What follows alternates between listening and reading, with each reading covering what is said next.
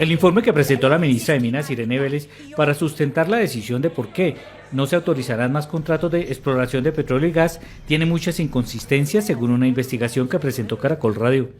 La ministra, que ha estado en medio de la controversia por sus últimas afirmaciones en Davos, en la que reiteró que no se firmarían nuevos contratos y que luego ella misma rectificó en parte, ahora está en un nuevo lío por cuenta de sustentar sus afirmaciones con base en un informe que no tiene el aval de varios de sus propios funcionarios y que concluye que Colombia tiene gas garantizado al menos por 14 años más. El documento Balance de contratos de hidrocarburos y recursos disponibles para la transición energética justa es el que le ha servido a la funcionaria para enfrentar una moción de censura ante el Congreso y para explicar la posición de Colombia en Davos de cómo hará frente a la transformación energética. Tiene problemas técnicos, jurídicos y normativos según la denuncia. También ha sido el soporte del presidente Gustavo Petro para respaldar a la ministra e insistir en la política de Colombia de cambio energético. Según Caracol Radio, un alto funcionario del ministerio le advirtió a la ministra de los problemas del informe frente a la posibilidad de asegurar que Colombia tiene gas garantizado hasta 2037 o 2042. La ministra ignoró ese llamado y hasta lo incluyó en el documento con el que está en desacuerdo. Luego la viceministra Belisa Ruiz, quien presentó su carta de renuncia, también dijo que no participó en la elaboración del documento, aunque su nombre figura en la presentación. Al ser consultada por la radio, dijo que se enteró él mismo cuando se presentó. El documento nunca lo leí antes de ser publicado. Desconocí pues completamente la escritura del texto, los análisis, las gráficas y todo lo que allí salió. Lo conocí al mismo tiempo que la población colombiana cuando fue presentado por Twitter, en momentos donde estaban creo que eso era cercano o durante la moción de censura de la ministra Irene Vélez. El expresidente de la Agencia Nacional de Hidrocarburos, Armando Zamora, también dijo en entrevista que tiene reparos frente a esta publicación, que según él, también es diferente del informe que presentó cuando dejó su cargo. La presidenta de Naturgas, Luz Estela Murgas, dijo que debe aclararse que es diferente el reporte de reservas y el de recursos, y que no se puede mostrar como uno solo. Uno es lo que está comprobado y el otro, las posibilidades. Pero está dándole a la opinión pública una información adicional que no se daba antes por parte del ministerio, que es con cuántos recursos contamos.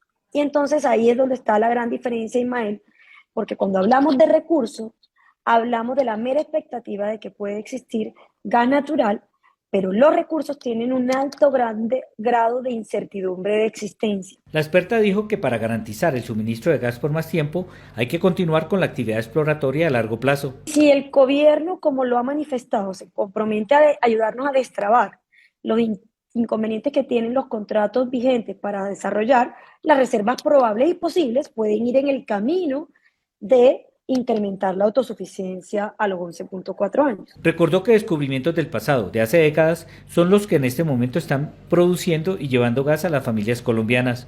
Cusiana, Ismael, se descubrió hace 38 años. 38 años después sigue siendo el principal campo de producción de gas natural del país. Produce el 50% de la demanda a nivel nacional. El informe de abril es el definitivo y en él se espera que se presente realmente cómo está la actividad y cuál es el plan a desarrollar para el futuro para mantener la seguridad energética. Delicada el caso. ¿Qué dice la oposición, Paula? ¿Qué dicen en el Congreso? Bueno, pues imaginará usted el revuelo que ha ocasionado esta denuncia. Voces de todo tipo. Por un lado, están pidiendo debate de moción de censura nuevamente para la ministra Irene Vélez. Por otro lado, se está hablando de voces mucho más fuertes, digamos más contundentes, como la del senador David Luna, que le está pidiendo la renuncia inmediata a la ministra.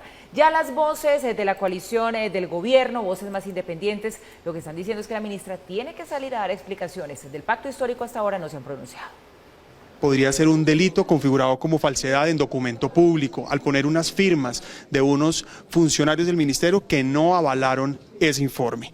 Es por eso que he invitado a todos los congresistas de todas las bancadas, apelando a su responsabilidad y compromiso con los ciudadanos, a que promovamos una moción de censura.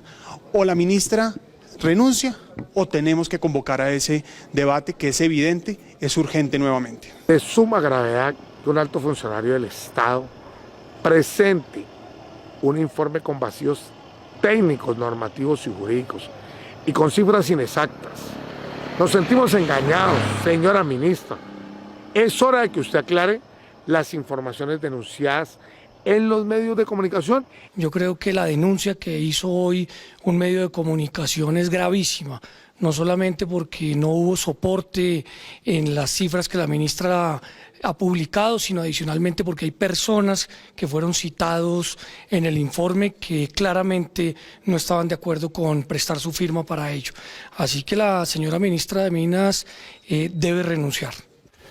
No es menor este escándalo, Mauro, buenas noches, porque hay varias cosas.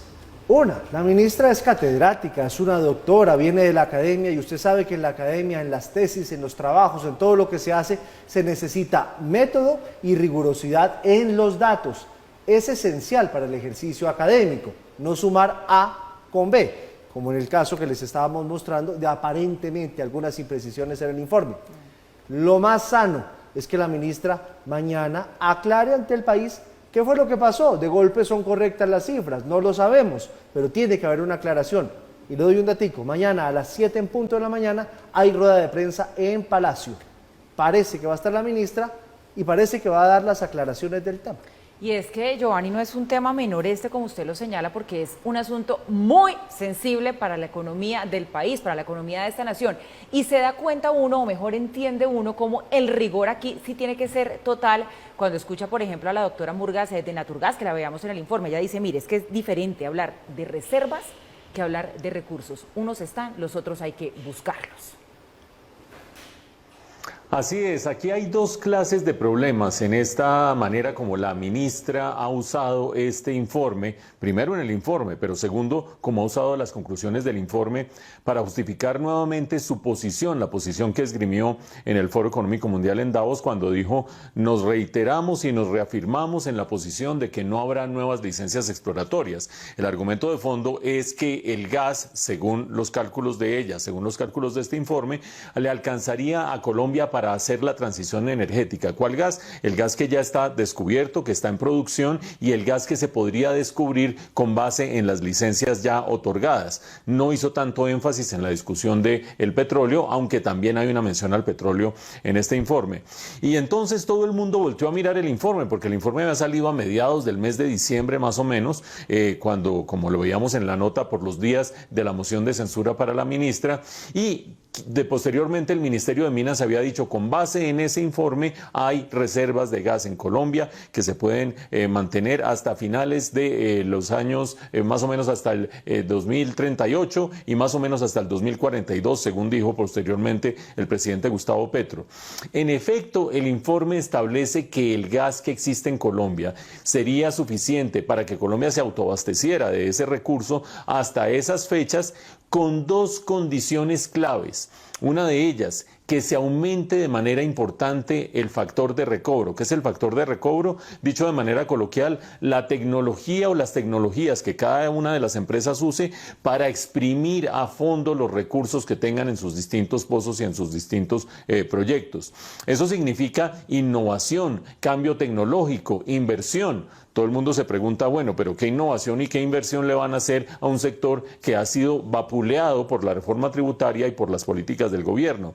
Pero no solo eso, sino que viene el problema técnico de la suma de peras y manzanas. ¿Cuáles son las peras y cuáles las manzanas? Se están metiendo en una misma bolsa recursos que corresponden a reservas probadas. ¿Qué quiere decir eso? Que tienen un 90% de probabilidad de convertirse en producción efectiva. 90% de probabilidad. Las combinan con reservas probables cuya probabilidad de convertirse en producción ya baja a 50%, y con reservas posibles, cuya probabilidad de convertirse en producción baja al 10%. Esos son los juegos de proyección hacia el futuro. Hay algo que tiene mucha certeza, 90%, algo que tiene mediana certeza, 50% de probabilidad, y algo que tiene baja certeza, las posibles que tiene 10%. Pues bien, este informe agarra y rácate, las suma absolutamente todas y las mete en un mismo cajón. Eso, sumado al factor factor de recobro es lo que permite llegar a esos escenarios del año 2038 o el año 2040 como el año en que se acabarían o entraría a ser dependiente del resto del mundo Colombia en términos de gas con las licencias ya aprobadas. Ese es el argumento que está usando en este caso la ministra y que está usando el ministerio. El otro gran elemento de discusión es que la carátula y la contracarátula de este informe, en realidad la contracarátula, tiene los nombres de la ministra, de la viceministra, del director de no sé qué, del si sé cuánto, de los responsables del informe, como si estuvieran suscribiendo lo que está en ese informe.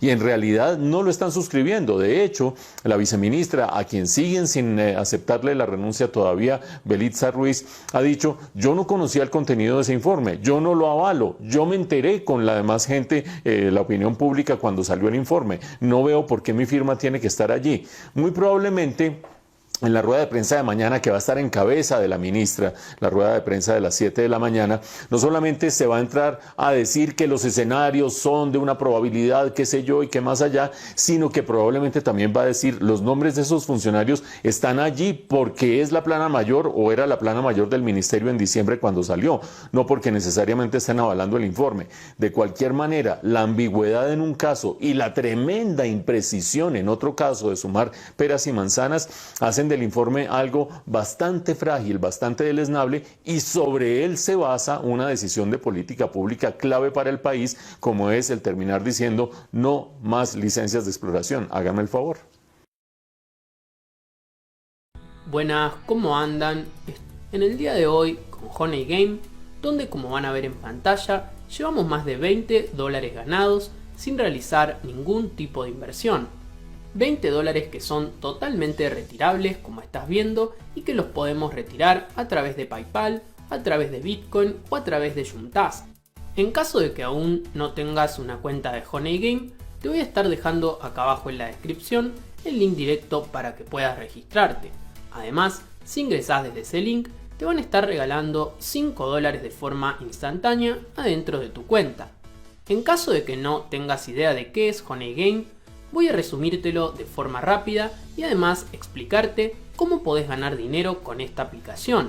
Honey Game está disponible tanto para Android como para iPhone, como en su versión de escritorio para Windows. Honey Game es una página que sirve para generar ingresos pasivos, porque podemos ganar dinero con ella sin tener que hacer nada. No solo no invertir, sino literalmente no hacer nada. Simplemente es una aplicación que nos paga por tenerla instalada. El único requisito es que tengamos una conexión a internet. Lo que hace esta página es pagarnos por alquilar nuestra conexión a internet. Lo único que hace Honey Game es utilizar nuestro tráfico de internet y pagarnos por eso, y esto lo hace de forma segura y sin acceder a nuestros datos personales. Los dos factores más importantes para tener más ganancias con esta página son la velocidad del internet que tenemos. Cuanto más rápida sea la velocidad de nuestra conexión, más dinero vamos a ganar. Y dos, la cantidad de dispositivos que tengamos conectados. En cuantos más dispositivos tengamos instalada nuestra cuenta de Honey Game, más ingresos vamos a generar. En mi caso tengo mi cuenta abierta en mi PC de escritorio y además en mis dos celulares, y por lo tanto estoy generando el triple de ingresos que si lo tuviera simplemente instalado en un celular. Si les gustó el video, los invito a darle like, me gusta. Si les gusta el canal, no se olviden de suscribirse y activar la campanita. Acá abajo les dejo las redes sociales y nos vemos en un próximo video.